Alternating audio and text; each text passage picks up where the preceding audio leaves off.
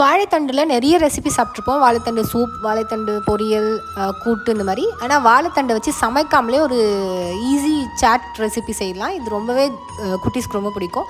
இதுக்கு ஒரு பேனில் ஆயில் 2 டேபிள் ஸ்பூன் ஆட் பண்ணி வறுத்த வேர்க்கடலை, கரம் மசாலா, மிளகாய்த்தூள், சாட் மசாலா, உப்பு, ஜீரகத்தூள் இதெல்லாம் 1/4 டீஸ்பூன் ஆட் பண்ணி நல்லா ஃப்ரை பண்ணி எடுத்துக்கோங்க. இப்போ நம்ம ரெசிபியோட தலைவனே வாழைத்தண்டு தான். தோல்லாம் நீக்கிட்டு வாழைத்தண்டு வந்து இந்த மாதிரி பொடி பொடியாக நல்லா நறுக்கி வச்சுக்கோங்க. ஒரு பெரிய பவுல் எடுத்துக்கோங்க. அதில் வாழைத்தண்டு, ஒரு தக்காளி, ஒரு வெங்காயம் பொடியாக நறுக்கி ஆட் பண்ணிக்கோங்க. அது கூடவே 2 கேரட்டை கிரேட் பண்ணி வச்சுருக்கேன், அதையும் ஆட் பண்ணிவிட்டு அது கூடவே வறுத்து வச்சுருக்க மசாலா வேர்க்கடலையை ஆட் பண்ணிக்கோங்க. இது கூட இப்போ சாட் மசாலா, கரம் மசாலா, மிளகாய்த்தூள் 1 டீஸ்பூன், உப்பு 1/4 டீஸ்பூன் ஆட் பண்ணிவிட்டு ஒரு 3/4 கப்புக்கு சேவை ஆட் பண்ணி கொஞ்சமாக கொத்தமல்லி, 1/2 லெமன் ஜூஸ் பிழிஞ்சு விட்டால் வாழைத்தண்டு சாட் ரெடி. குட்டீஸ்லாம் விரும்பி சாப்பிடுவாங்க. இதில் வாழைத்தண்டு ஆட் பண்ணியிருக்கிறதே தெரியாது, உடம்புக்கு ரொம்ப நல்லது. ட்ரை பண்ணி பார்த்துட்டு எப்படி இருந்துச்சுன்னு கமெண்ட் பண்ணுங்கள். அப்படியே நம்ம வீடியோ பண்ண சேனலை சப்ஸ்கிரைப் பண்ணி இந்த வீடியோ உங்களுக்கு பிடிச்சிருந்தா லைக் பண்ணி உங்கள் ஃப்ரெண்ட்ஸ் அண்ட் ஃபேமிலிக்கு ஃபார்வர்ட் பண்ணுங்கள். அவங்களுக்கு